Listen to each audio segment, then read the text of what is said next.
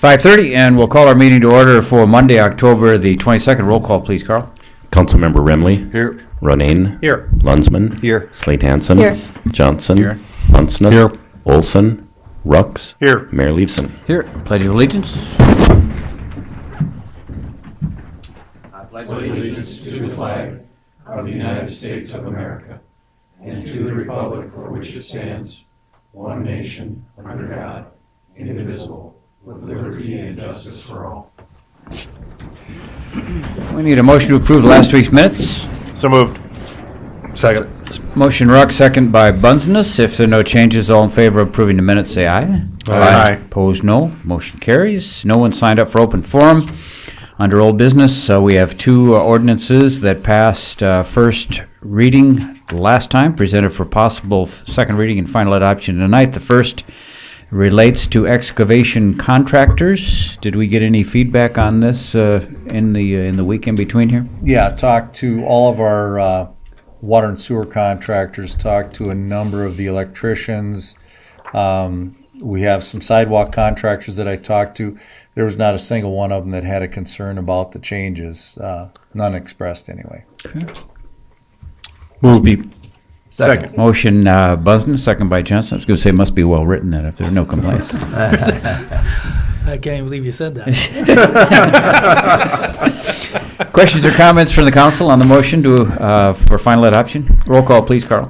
Councilmember Remley. Aye. Ronayne. Aye. Lunsman. Aye. Slate Hansen. Aye. Johnson. Aye. Bunceness. Aye. Rux. Aye. Mayor Leifson. Aye, motion carries. And same situation for ordinance 1810-08 relating to fire prevention and protection of fire lanes. No comments received. Okay.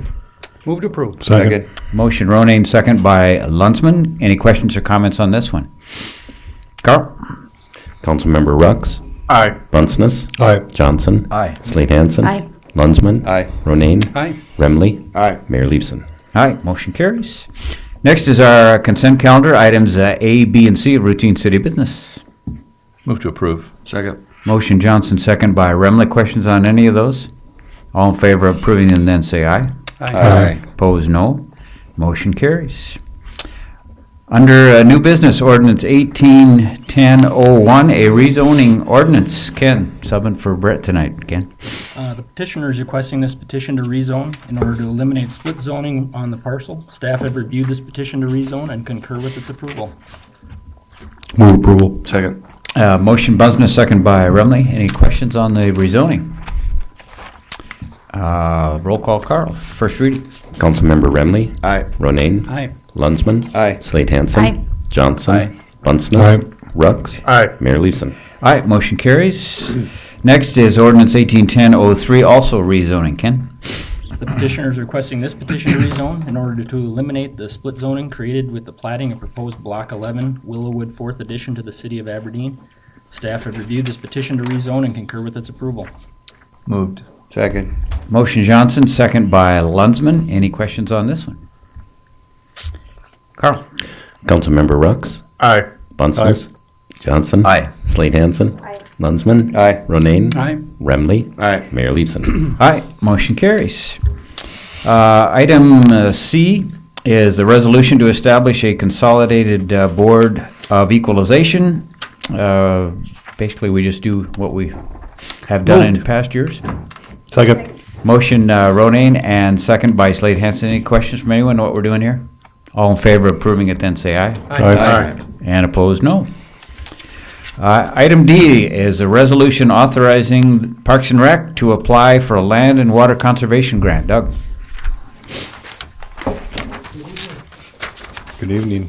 We are requesting authorization to apply for a land and water conservation grant. It's through the South Dakota Department of Game, Fish, and Parks, and there's an opportunity for outdoor recreation projects.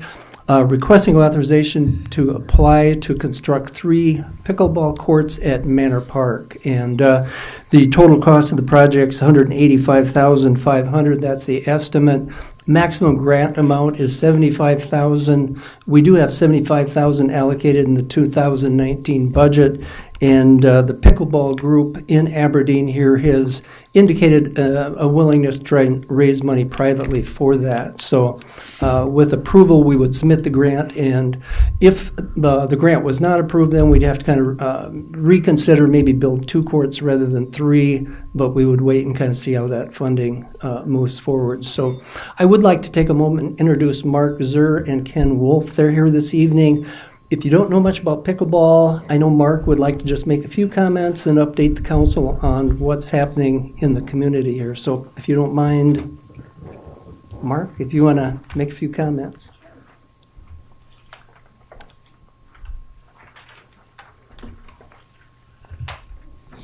Thank you. I'm Mark Zur. I'm the current president of the Aberdeen Pickleball Club. So I'll just give you a quick, brief history of pickleball. Many of you know what it is, but some people don't. So in 1965, 3 friends returned from a round of golf near Seattle, Washington to find their families sitting around doing nothing. So there was an old badminton court on the property which measured 20 by 44. This was the property of Congressman Joel Pritchard. So he and his friend Bill Bell looked for badminton equipment and were unsuccessful finding a full set. So they improvised and started a game with ping pong paddles and a perforated ball. The ping pong paddles soon broke, and the following weekend they crafted 18-inch paddles using plywood and a bandsaw. They added a no-volley zone to neutralize Bill's 6'2" athletic son, and they added rules. They kept in mind the original purpose of this game, which was to provide a game that the whole family could play together. 2 years later, the first permanent pickleball court was constructed on the neighbor's property. That was Bill O'Brien. It should be noted here that Pritchard's dog, Pickles, would run across the court and pick up the pickleball and run off with it, hence the name Pickles Ball or Pickleball, and the name stuck. Today, 2008, there were 1,500 courts in the U.S., and today the sport has exploded in popularity with over 4,000 locations listed on the USA Pickleball Association map of places to play, and there are countless places to play in community centers, schools, YMCA, churches, and retirement communities around the country. There are over 2 million players currently in the U.S., and pickleball is a low-impact sport that's very popular with the baby boomers and school children alike. Now, pickleball is taught in all of our schools' PE classes, but in Aberdeen, we have no designated pickleball courts. There were shadow lines painted on the Holgate tennis courts, but the net in pickleball is a different size, and the court is much smaller in pickleball. Those courts at Holgate, the Aberdeen Central girls practice on those courts, and all the courts are currently needed to accommodate their tennis players. About a year ago, the pickleball players in Aberdeen organized into a club with the purpose of creating a pickleball court in Aberdeen. We have about 50 members in our club, and the numbers are growing fast. It's apparent that we need a pickleball court in Aberdeen. With the courts here in the hub city, we could host tournaments that would bring players and their families to town from all over the area. It's time to bring the sweet sport with the sour name to Aberdeen. Without Doug's help, I don't think we would have gotten this far. So, I might just mention, I don't know if it's every day, but there's pickleball at the YMCA in the mornings. Yes, and we there's have. a big group of players. I know the senior center coordinates pickleball games at Bethlehem Lutheran Church. I don't know if it's every day, but every week. So there really is a lot of enthusiasm for it. And it's not just for the seniors or the older crowd. You know, we're seeing more and more interest from younger people. I know I met with Gene Brunell, athletic director for Central, and they would definitely, you know, they want to promote it and build the sport through the school system too. So I don't think it'll ever be sanctioned as a high school sport, maybe, but you know, like Never say never. Yeah. There's a lot of health and wellness benefits, of course, with that. So. I'll move resolution number 18-10-03. Second. R. Motion Busness and second by Rux. Any questions on the resolution? I have one question. You know, I do have one, and I would direct this, I'm not sure to whom, to Leonard or Ron, but I'm reading the resolution, and it says that we would need to dedicate the park for park and rec purposes in perpetuity. Have we done that? Is Manor Park a designated park for It those is. purposes? That's what I was Yeah. thinking. Yeah, Would that- I saw that as well, Rob, and I One- wasn't concerned about that. I saw that as well and thought that it was appropriate if it's going to be placed in Manor Park. Okay. And I read this as not requiring us in perpetuity to keep pickleball, only for the life expectancy of the facility. Do you read that as well? Correct. Okay. I'm wondering where at the park would the courts be constructed? We've got a basketball court there right now. It would be directly east of that, so it would be connected in that area. Manor Park does have restrooms available, and we met with the pickleball group, kind of talked about potential locations, and that seemed to be the most appropriate spot for it. Other questions on the motion?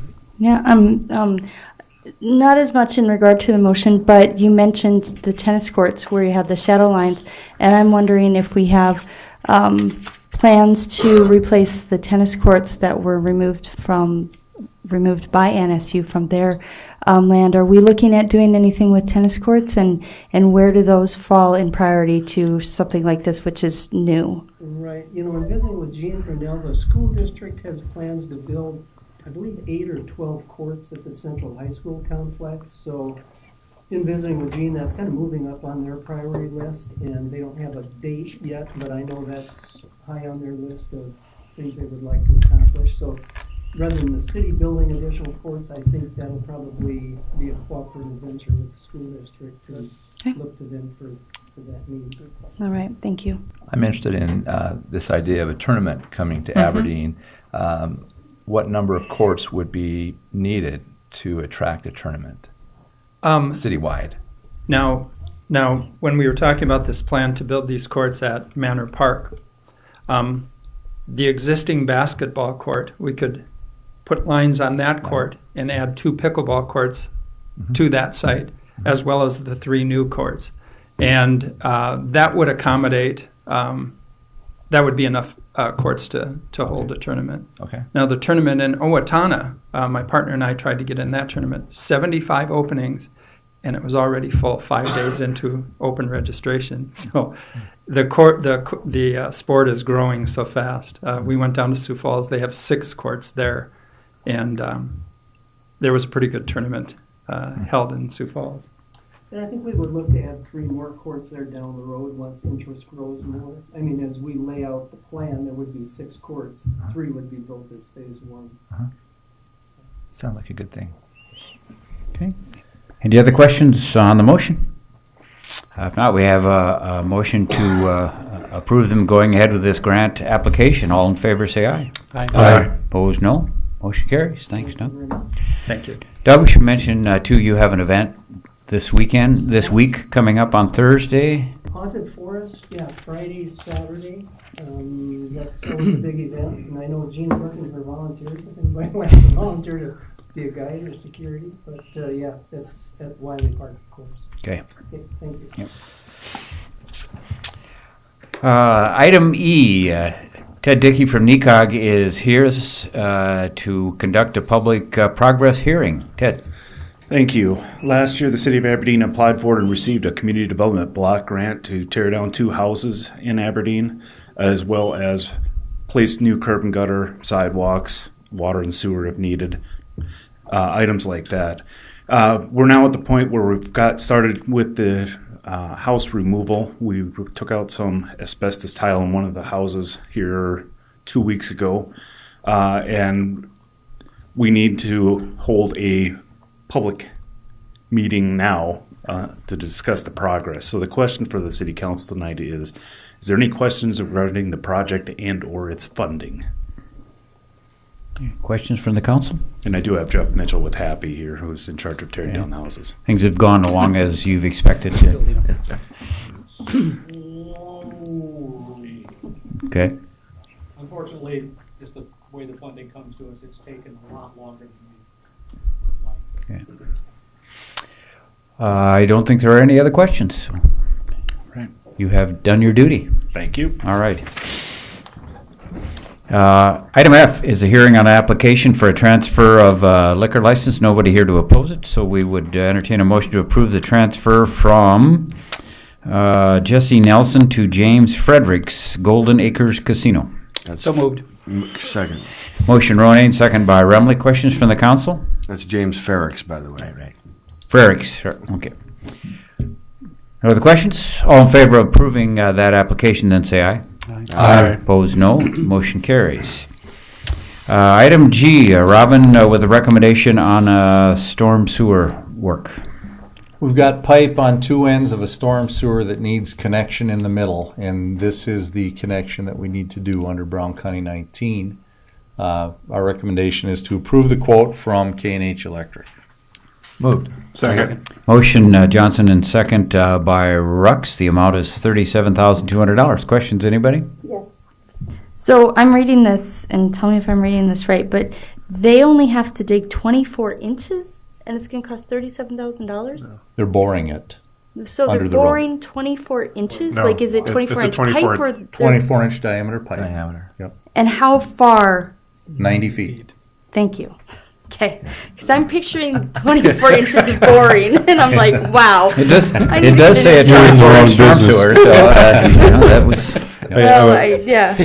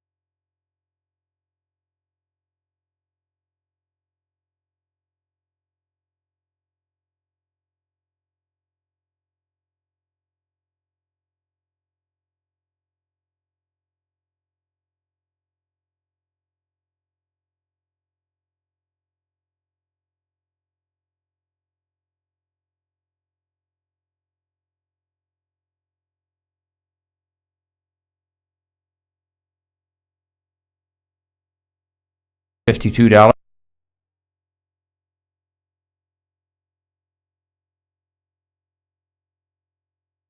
And 900.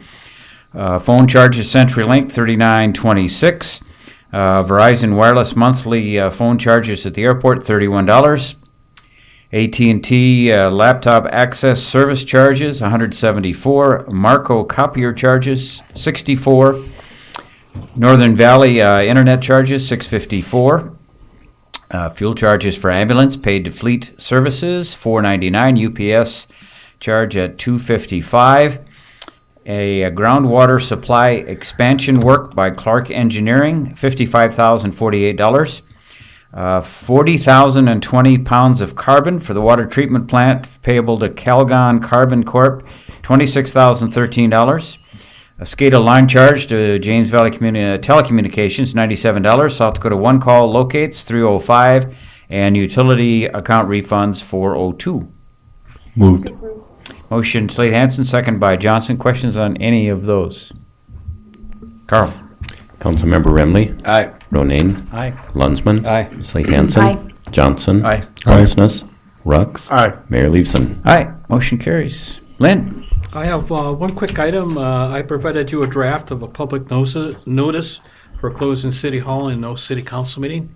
If you find this adequate, I'll actually post it at City Hall and do a publication in the American News, as well as putting it on the city's website under News Flash.